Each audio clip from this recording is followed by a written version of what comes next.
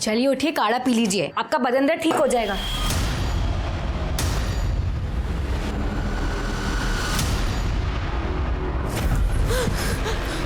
ऐसे कहाँ शर्मा रही हो?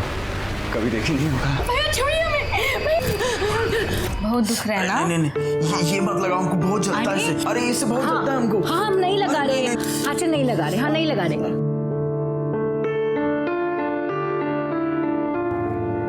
अरे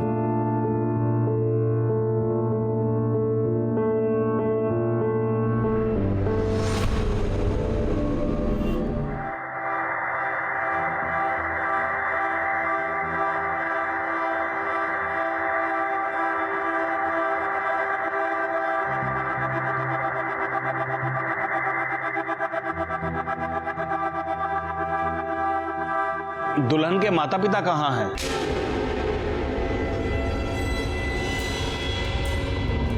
वो नहीं आएंगे, अब विधि शुरू कीजिए।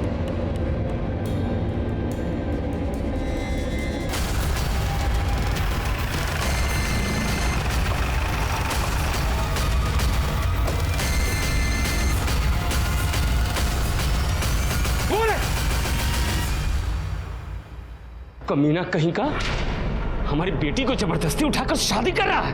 नहीं सर, रुक्मिणी अपनी मर्जी से शादी कर रही है ये। अरे काहे के पीछे हटिए, हम है ना यहाँ। तुम बताओ, ये शादी तुम्हारी मर्जी के खिलाफ हो रही है? नहीं सर, ये शादी हम अपनी मर्जी से कर रहे हैं। अरे काहे की मर्जी? सर, ये हमारी नाबालिग बेटी को बहला फुसला रहा है। नहीं सर, हम नाबालिग नहीं है, हमने 2016 में 10वीं पास की थी। ये देखिए, हम 19 साल के हैं। अरे ये सर्टिफिकेट सब झूठा है सर। आप झूठ क्यों बोल रहे हैं? ये जब छोटी थी ना तो हम इसका दाखिला 5वें में करवा दिए थे सीधे। अभी 18 की भी नहीं हुई है। ए, तुम बहुत जवानी फूट रहा है तुम्हारा। अभी बताते हैं तुमको। रुकिए, रुकिए। कैसी बातें कर रहे हैं आप? आपकी बेटी है ना ये? आपके मुंह से ऐसी बातें शोभा देती हैं उसके लिए? और ये जो हमारे मुंह पे कालिख पोत रही है, इसका क्या सर? ये देख रहे हैं, इसके पास सबूत है कि ये बालिग है। आपके पास कोई ऐसा सबूत है कि ये नाबालिग है? अरे इसे शादी करने से कोई नहीं रोक सकता। पीछे हटाइए ना, आप भी पीछे हटिए। चलिए आप कीजिए।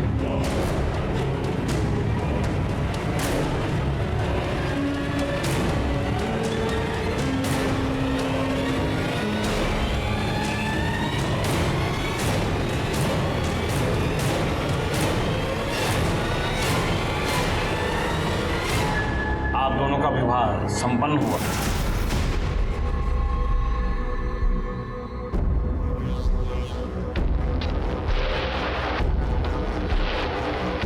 देखिए, हम समझ सकते हैं कि आपको बहुत तकलीफ हुई होगी।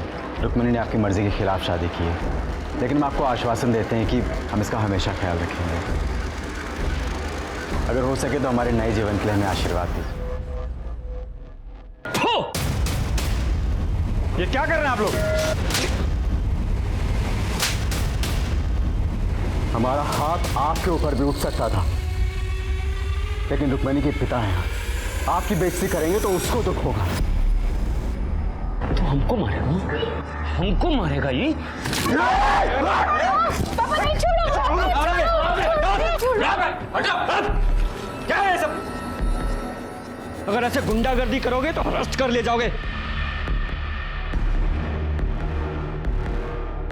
सुन बेटा, खेल अभी खत्म नहीं हुआ, खेला तो अब शुरू होगा। निकलो, चलो चलो।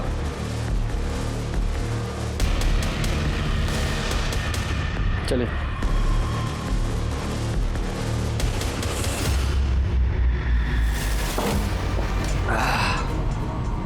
हम तुमको पहले ही बोले थे कि मार कर सालों को निपटा देते हैं, लेकिन तुमको तो आग लगी थी पुलिस के पास जाने की। जाओ। अरे हमने तो सोचा था कि पुलिस आके सारा खेल खत्म कर देगी, ये शादी रुकवा देगी, लेकिन छोड़ेंगे नहीं सालों को, ना छोड़ेंगे ना। पंकज यार, थोड़ा जल्दी हाथ चलाओ यार, सुबह से कोई काम आगे बढ़ता ही नजर नहीं आ रहा है हमको।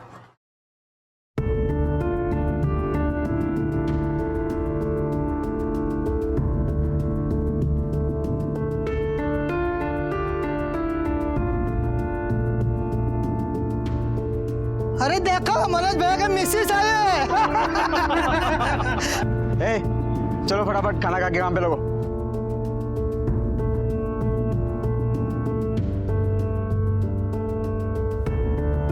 कैसा बना है? तुम खाई? हम खा लेंगे। अरे अभी खाओ हमारे साथ, हम खिलाएंगे तुमको अपने हाथों से।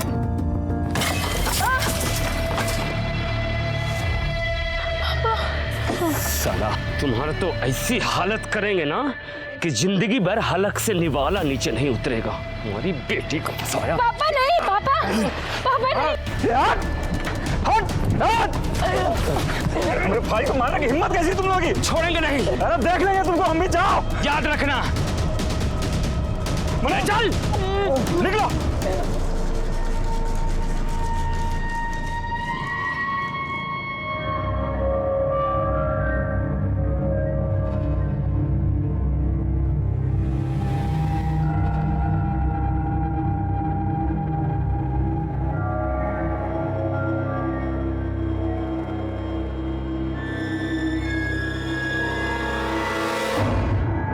आ जाओ, एक सीट खाली, आ जाओ।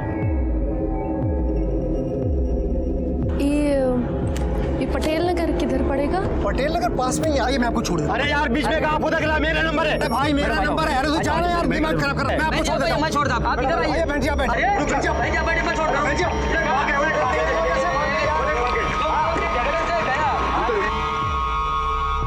अरे अरे आग लग गई, आग लग गई। अरे आग बुझा नहीं है। अरे पानी आ गया।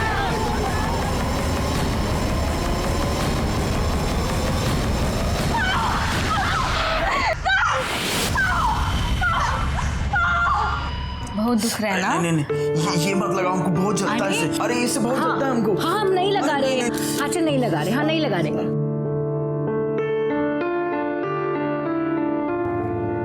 अरे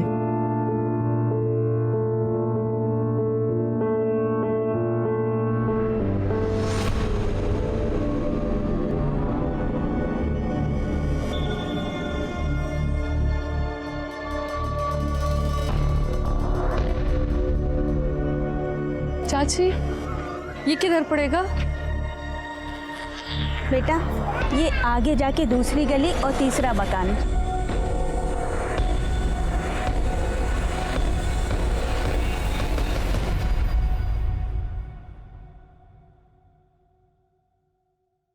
चलिए उठिए, काढ़ा पी लीजिए, आपका बदन दर्द ठीक हो जाएगा।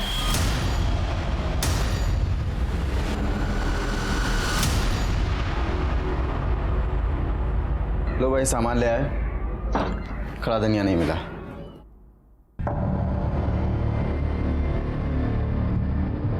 क्या हुआ? हम जब से बाहर से आए हैं तब से देख रहे बहू अंदर बैठी रो रही है। अरे हम तो पूछ पूछ के थक गए, कुछ बताती नहीं। तुम ही जाकर देखो क्या हुआ है। पकड़ो, हम देखते हैं। अरे क्या हुआ?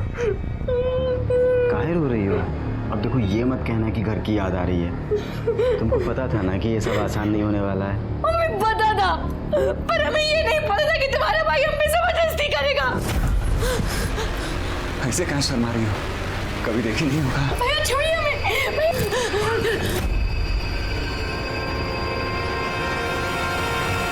पागल हो गई है क्या? हमारा भाई हमारे लिए भगवान से भी बढ़कर है, उसके ऊपर इल्जाम लगा रही है तू। हम इल्जाम नहीं लगा रहे, हम सच बोल रहे हैं। झूठ बोल रही है। हम तो बीमार हैं, बाहर सो रहे थे। अच्छा, हम झूठ बोल रहे हैं? जब गंदा काम करने में शर्म नहीं आई तब मारने में काहे आ रही है?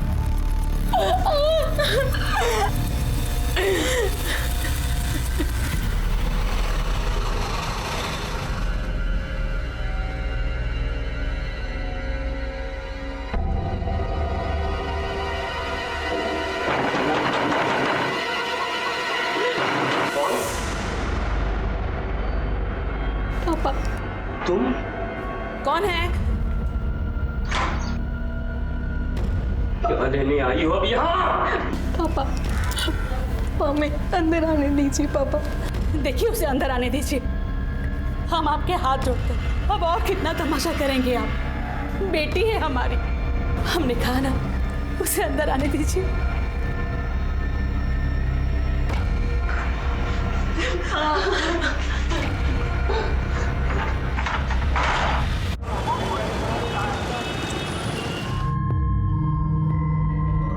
तुम्हें ऐसा बहू पर हाथ नहीं उठाना चाहिए था।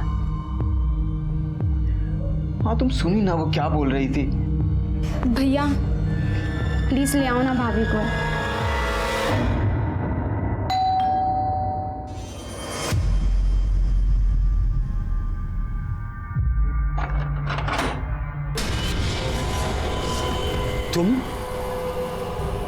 तुम यहाँ क्या कर रहे हो?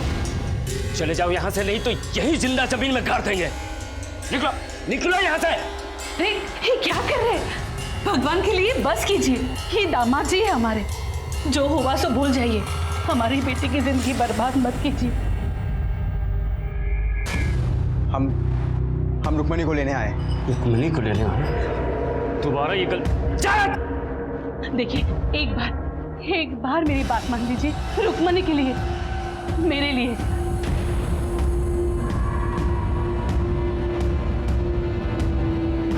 अरे ये सुन, हम सब कुछ भूलने को तैयार हैं, लेकिन एक शर्त पर। हमारी बेटी को दोबारा मत रुलाना। उसकी आंखों में आंसू नहीं देख सकते। अरे माना कि दिल से कठोर है, लेकिन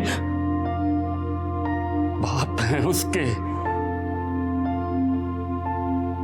तुम क्या देख रही हो? अरे दामाद जी पहली बार आए हैं, कोई अच्छा खाना बनाओ।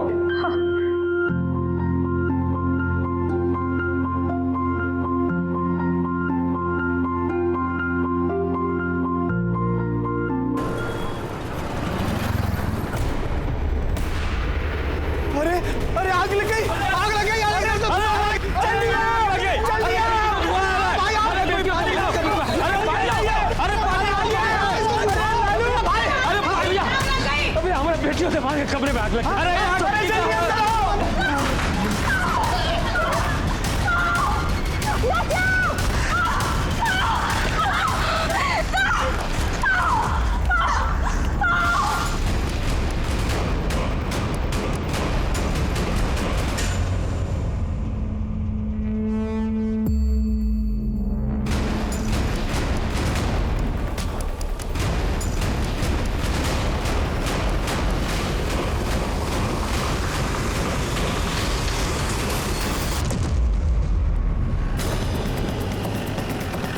चलिए चलिए पीछे चलिए चलो सर 2 लोगों की बॉडी थी, मनोज और रुक्मणी। काफ़ी बुरी तरह से जल गए थे। मनोज की तो मौका वारदात पर ही मौत हो गई। रुक्मणी को हॉस्पिटल भेज दिया गया। ये रही सर मनोज की बॉडी।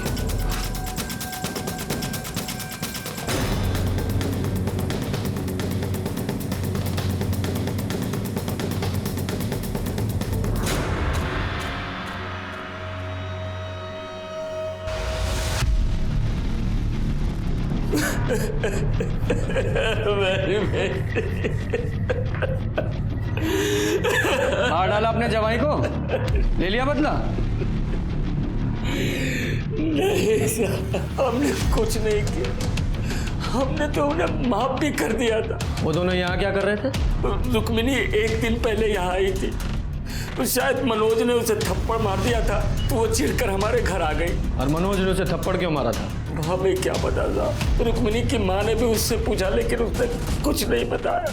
हाँ, फिर कल शाम मनोज हमारे घर आया। मुझे गुस्सा तो बहुत आया, लेकिन मैंने सोचा कि चलो जाने दो, बात बढ़ाने से क्या फायदा, एक ही तो बेटी है।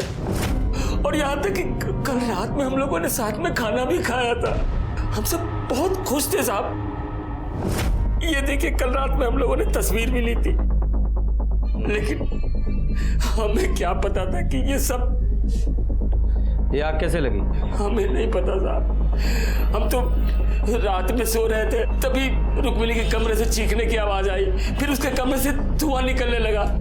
पड़ोसी आए और उन्होंने दरवाजा तोड़ा, और उसके बाद। सच बोल रहा? सच बोल रहा। और दिखाई नहीं दे रहा क्योंकि मनोज से तो तुम बहुत नफरत करते थे। लग नहीं रहा सच बोल रहे हो। सच बताओ क्या हुआ था, वरना जेल में डाल के सड़ा दूंगा। नहीं साहब। तुम्हारा भाई कहाँ है? वो अस्पताल गया है साहब। बाकी लोगों के बयान लो, बॉडी को मॉर्ग में भेजो, मनोज के घर वालों को भी बुलाओ। ठीक है साहब।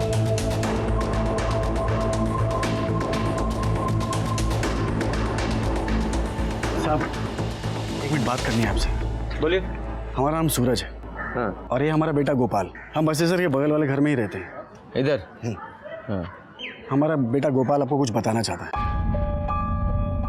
हाँ बेटा बताओ। सर, हमारी खिड़की से रुक्मणी दीदी का रूम दिखता है। कल रात देर तक हम जाग रहे थे, हमारी टेस्ट थी इसलिए हम पढ़ रहे थे, तो हमने सुना तो रुक्मणी दीदी किसी के साथ झगड़ रही थी। हमने देखा भी तो वो कोई आदमी था, उसने डब्बे से उनके ऊपर मिट्टी का तेल डाल दिया और गुस्से में उनको जला दिया, पर उन पे भी आग लग गई। वो तो बाहर भाग रहे थे, मैंने ही जाके पापा को जगाया था। साहब हम तुरंत दौड़ के बाहर आए थे और तब तक तो। बेटा हाथ इधर लाओ। इतने बुरी तरीके से किसने मारा तुम? वो मास्टर जी ने। इतने बुरी तरीके से? अगर तुम चाहो तो उनके खिलाफ कंप्लेन कर सकते हो, मैं कार्रवाई करूंगा।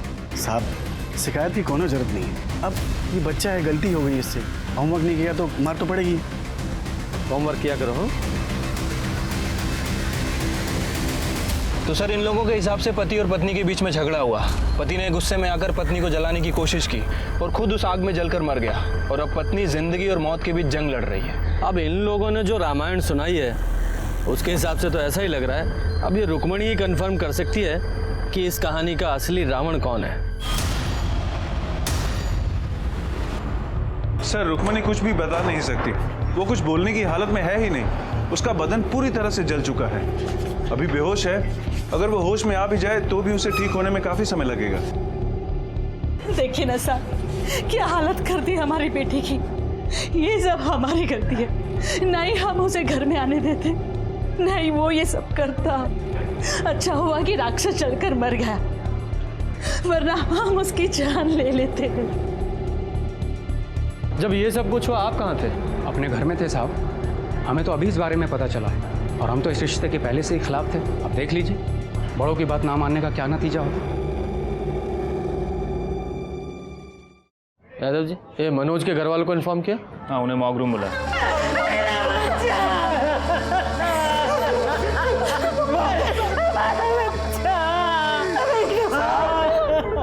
उस प्रोफेसर ने हमारे भाई को मारा साहब, छोड़िएगा मत साहब उसको। आप शांत हो जाइए। देखिए बॉडी में तो और कुछ बचा नहीं है, लेकिन हमें बॉडी में एक कड़ा मिला है। आप पहचानते हैं इसे? साहब ये कड़ा मनोज का साहब, उसके पिछले जन्मदिन पे हम उसको गिफ्ट में दिए थे साहब। साहब ये सब कुछ उस रुक्मिणी के बाप ने किया साहब। उसने हमारे भाई मनोज को मार डाला साहब। मंदिर में देखा था ना आपने, कितना गुस्सा भरा था उसके अंदर। और उसके बाद मनोज जिस कंस्ट्रक्शन साइट पे काम करता था वहां अपने गुंडों के साथ पहुंच गया था। वो तो ठीक टाइम पर मैं और कुछ लेबर आए तो बीच बचाव किया, नहीं तो हमारे भाई को उसी दिन मार डालता वो। साहब जब इतना गुस्सा भरा था तो अचानक मान कैसे गया वो? जब इस बसेसर ने मनोज के साथ कंस्ट्रक्शन साइट पे मारपीट की थी तो आप लोगों ने पुलिस कंप्लेन क्यों नहीं की? हमने उससे कहा था बात ना बढ़ाए, रिश्तेदारी वाली बात थी। अब बेटी भाग जाएगी तो गुस्सा तो आएगा ना। इतना गुस्सा कि हमारे बेटे की जान ही ले ली। ये रुक्मणी के घर वालों ने हमें बताया कि मनोज ने रुक्मणी के साथ कुछ मारपीट की थी और इसलिए वो अपने मायके आ गई थी। ये बता सकते हैं पति पत्नी में किस बात को लेकर झगड़ा हुआ था? साहब पति पत्नी तो लड़ते रहते हैं, कौन सी बड़ी बात है। और मनोज थोड़ा गुस्से वाला था और रुक्मणी बहुत जल्दी चिढ़ जाती थी। बात क्या हुई थी साहब हमें कुछ नहीं पता। हमें बिन बताए उसने गुस्से में अपने मैके जाके बैठ गई। साहब हमने मनोज से कहा था उसे मना ले आए।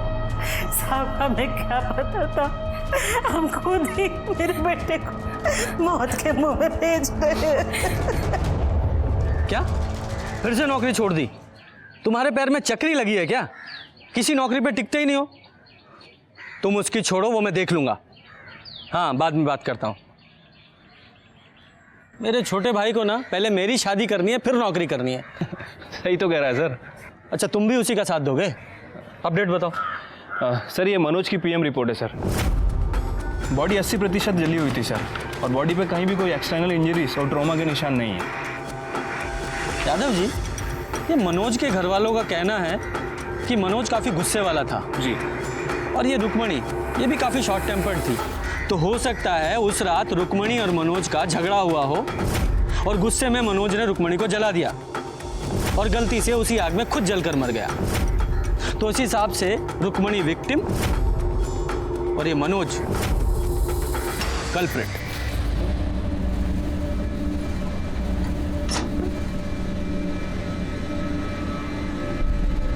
सरोज, जल्दी नीचे आ सरोज। अरे कहाँ रह गई थी सरोज?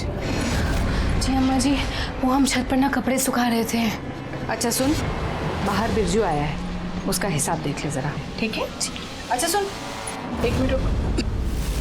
मुझे लगता है थोड़ा हिसाब उसका और बनेगा, तो तू एक काम कर, तू ये सारे पैसे ले जा, ठीक से हिसाब कर और बचे हुए पैसे लेके आ। चल जा। काय टुकुर टुकुर देख रही है? बाहर जा, जा अपना काम कर। अम्मा जी, हम कह रहे हैं लड़की कुछ ठीक नहीं लगती हमको। अरे बेफालतू का ना सब पे शक करता रहता है, अच्छी लड़की है। बताइए। 12 बोरी आलू की लेकर के आया हूँ और अपना 1 बोरी अदरक। 1 सेकंड, 1 मिनट।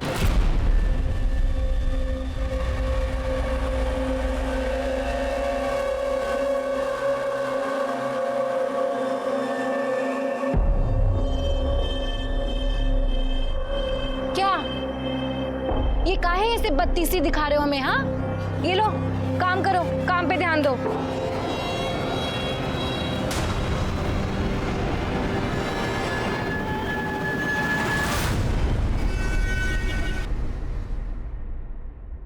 सर, बिहार के बलुआ गांव में एक जवान लड़के ने एक लड़की के साथ मिलकर वहां रहने वाली विधवा के घर लूटपाट की और उसके बाद उसकी हत्या कर दी। सर, उसका नाम दुर्गा देवी था, 65 साल की थी और काफ़ी अमीर थी। बाकी की फैमिली दिल्ली में रहती है। और सर, ये दोनों कल्पिट बिरजू और सरोज उसी के घर काम करते थे। सर, बिहार पुलिस ने बताया कि वो दोनों कल्पिट मुगल सराय की तरफ आए हैं। सारी डिटेल सर्कुलेट करवा दीजिए। हाँ सर, लेकिन एक बार फोटो तो देख लीजिए। ऐसा क्या है फोटो में?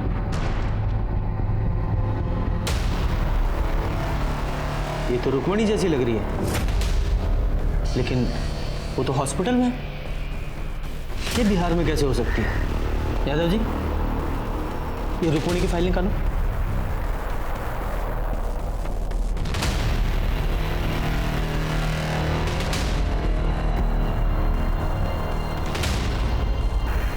देखिए सर, दोनों के हाथों पर बिल्कुल सेम जगह ही टैटू है। हाँ, लेकिन इस फोटो में टैटू थोड़ा क्लियर नहीं है, लेकिन है एक ही जगह पर। Good job Yadav ji. अब इस रुक्मणी से मिलने का वक्त आ गया है, चलो।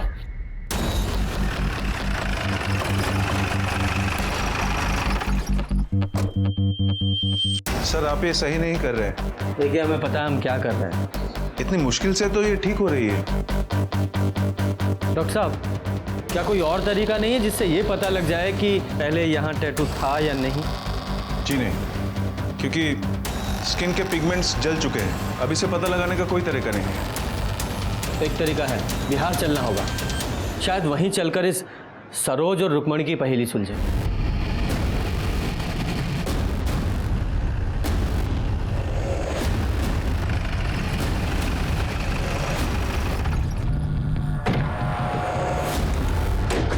यही घर है सर।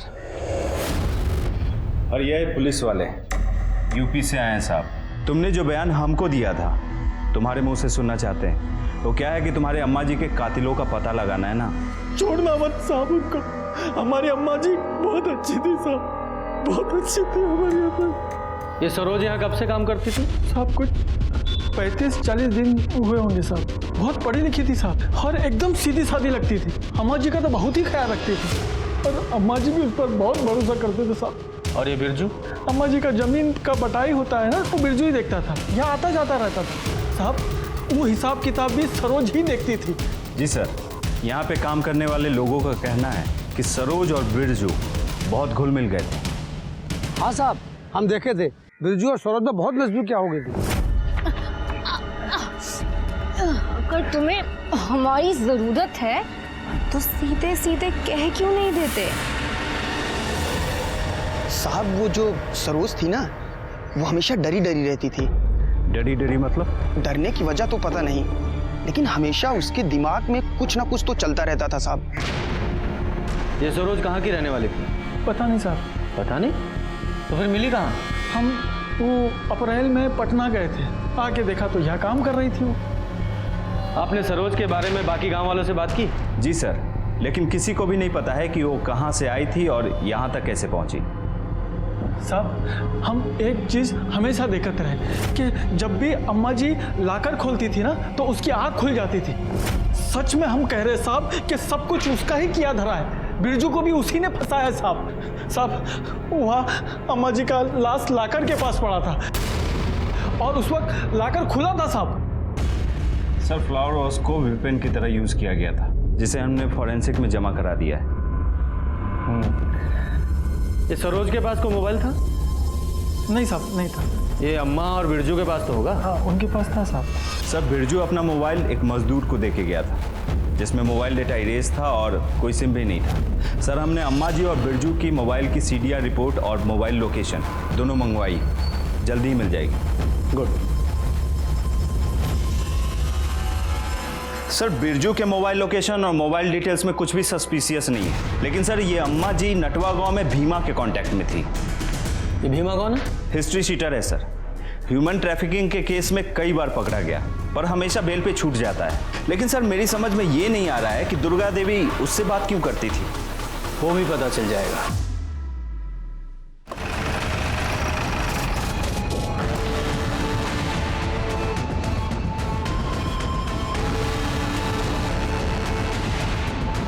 सर यही घर है भीमा का।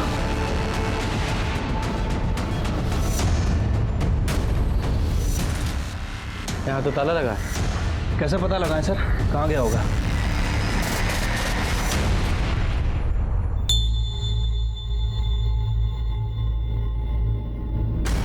तुम भी माँ रुको।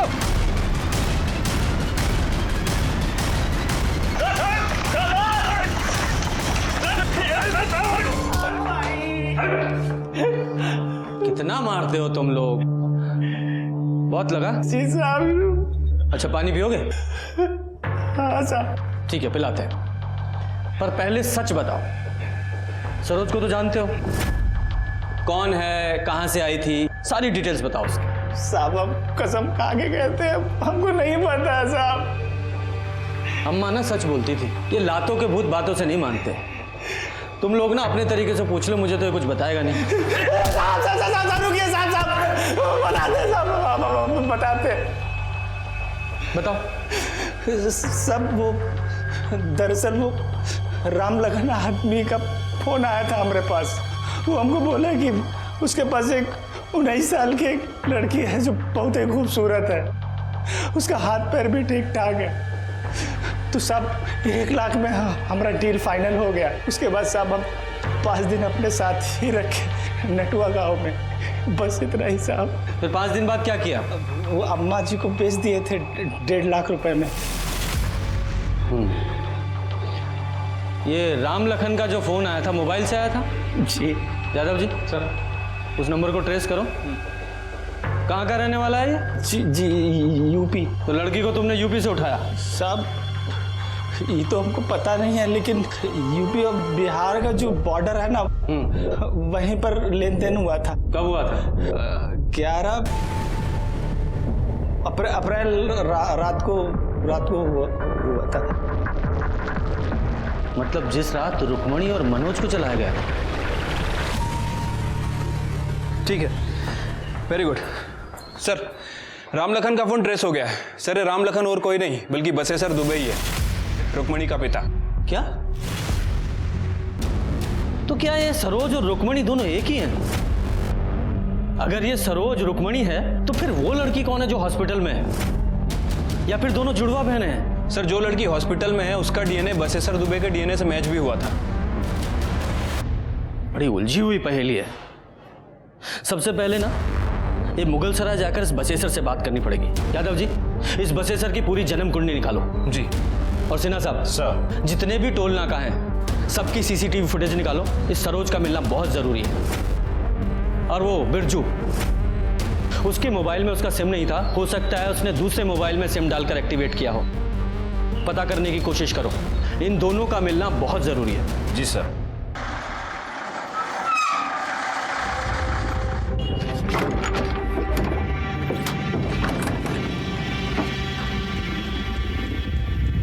सुनिए, हम ऐसे कब तक इधर उधर भागते रहेंगे? हम जाने ये सब कब खत्म होगा। देखो तुम ज़्यादा परेशान मत हो, बस थोड़ी देर का तो बात है। हम आज रात को बनारस से गाड़ी पकड़ेंगे, उसके बाद निकल जाएंगे। फिर हमको तो कोई टेंशन नहीं है वहाँ पे। हमें बहुत भूख लग रही है और हमारा गला भी सूख रहा है। गला तो हमारा भी सूख रहा है, लेकिन करे क्या? एक काम करो, आओ तुम इधर आओ, तुम यहाँ बैठो, हम तुम्हारे लिए कुछ खाने को लेकर के आते हैं। जाना मत यहाँ से कहीं।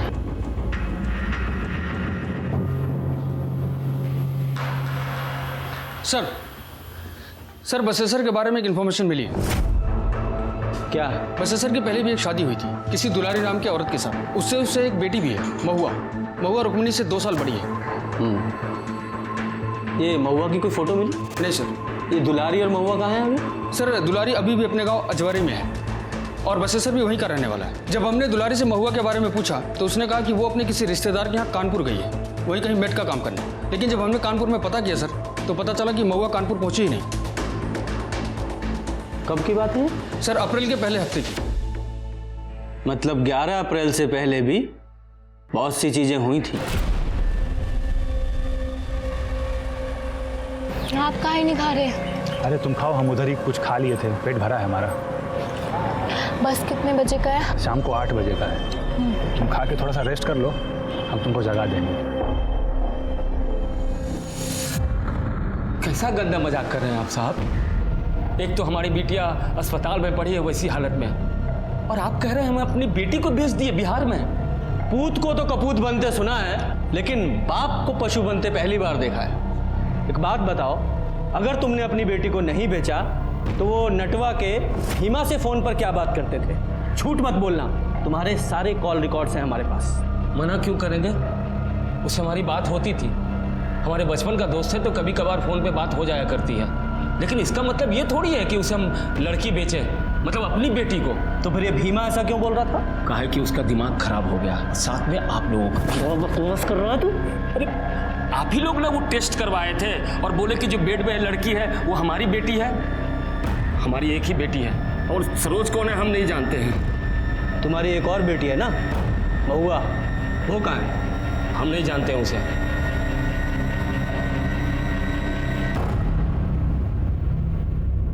ठीक है, जाओ।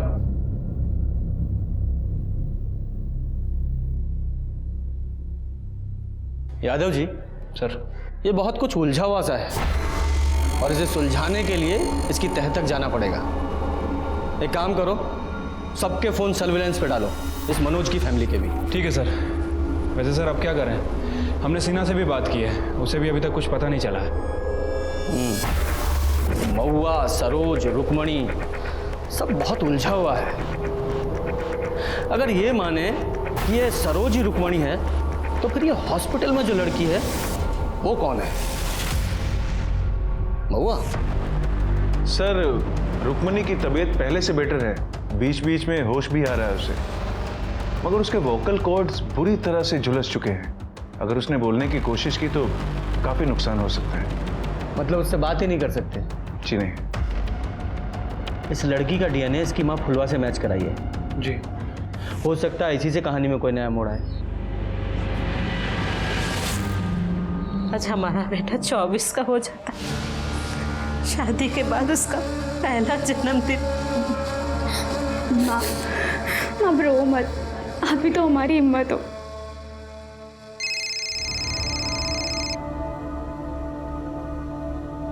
हेलो सर अभी भी मनोज की बहन नीला को किसी ने फोन किया सर। ये सुनिए सर।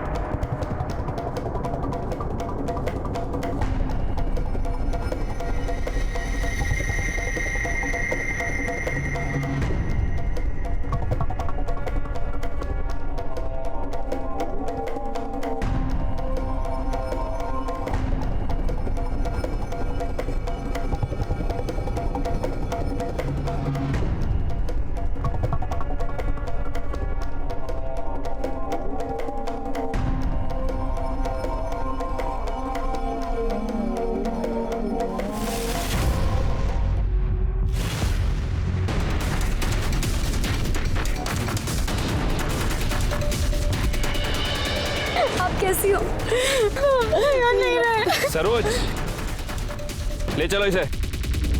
सरोज या रुक्मणी बुलाऊं तुम्हें? कौन हो तुम? सरोज या रुक्मणी या रुक्मणी की कोई जुड़वा बहन? नहीं साहब, हम रुक्मणी ही हैं। सबने बहुत कोशिश की कि हम भूल जाए कि हम रुक्मणी नहीं हैं, लेकिन साहब हम रुक्मणी ही हैं। उस रात तुम्हारी मनोज से लड़ाई किस बात पर हुई थी? नहीं साहब, हम दोनों की तो कोई लड़ाई नहीं हुई थी। हम दोनों के बीच तो सब कुछ ठीक था। हम दोनों ने खाना खाया, उसके बाद हम सोने चले गए। फिर अचानक से आधी रात में किसी ने हमें कुछ सुंघाया और हम बेहोश हो गए। हमने भागने की कोशिश की, लेकिन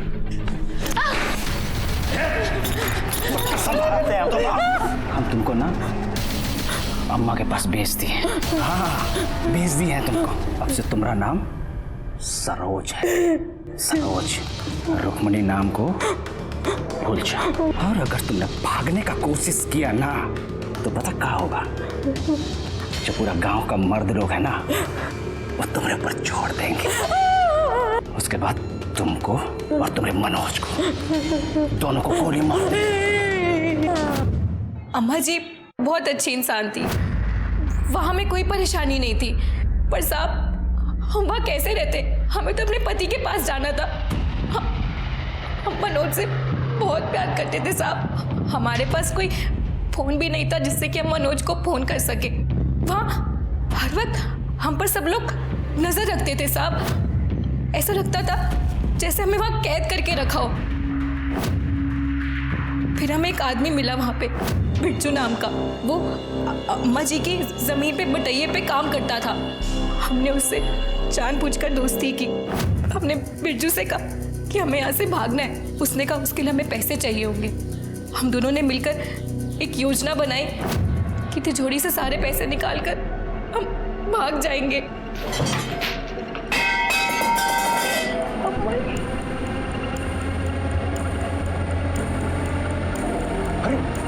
अच्छा, पैसा कहाँ है इसमें? तुमने कहा बहुत सारे पैसे हैं।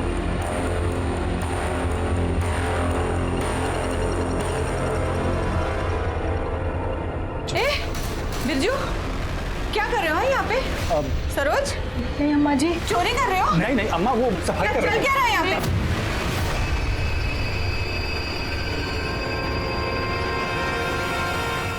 तो तुम यहाँ मुगल सराय आना चाहती थी मनोज के पास?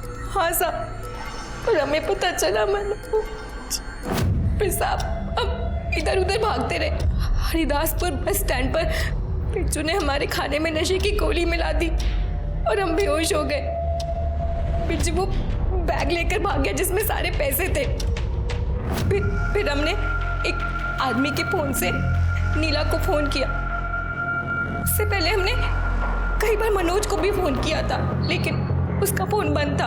ऊपर से बिरजू ने हमें मना किया था जब तक हम मुगल सराय ना पहुंचे तब तक हम किसी को फोन ना करें। साहब, हमारा यकीन कीजिए, हमने अम्मा जी को नहीं मारा। लेकिन पैसे तो तुम्हारे पास थे।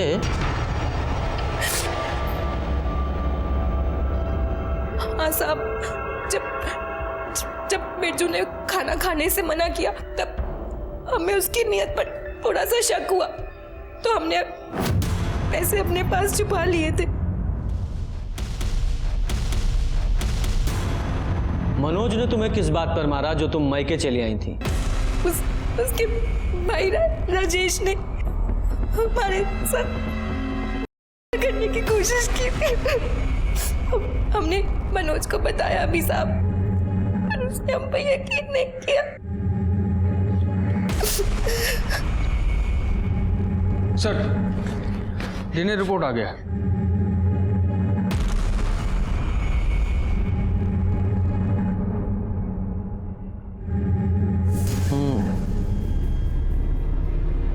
मुझे तो उसी दिन उस बसेसर के पड़ोसी सूरज पर शक हुआ था।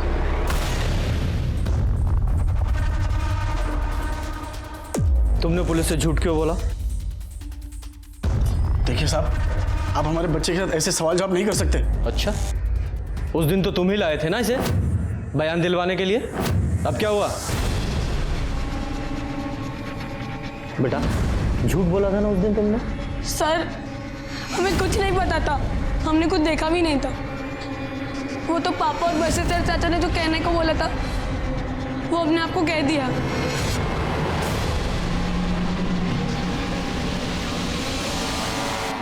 हमने तो मना भी किया था, इन्होंने हमें छड़ी से मारा था।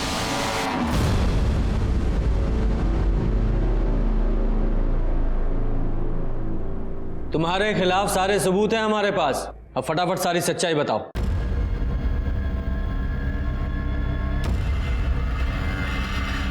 रुक्मिणी ने मनोज से शादी करके हमारा बहुत खून जलाया था। हम उससे बहुत गुस्सा थे। हमने सोचा था कि उसे भीमा के हाथों बेच देंगे, लेकिन जब सोच ही रहे थे तो वो अपने ससुराल से लड़ झगड़ कर खुद ब खुद हमारे घर आ गई। और उसके पीछे पीछे मनोज भी आ गया। हमने बेहोशी की दवा सुंघाकर उसे बेहोश कर दिया। फिर हमारे भाई ने उसे घर के बाहर ले जाकर बेच दिया।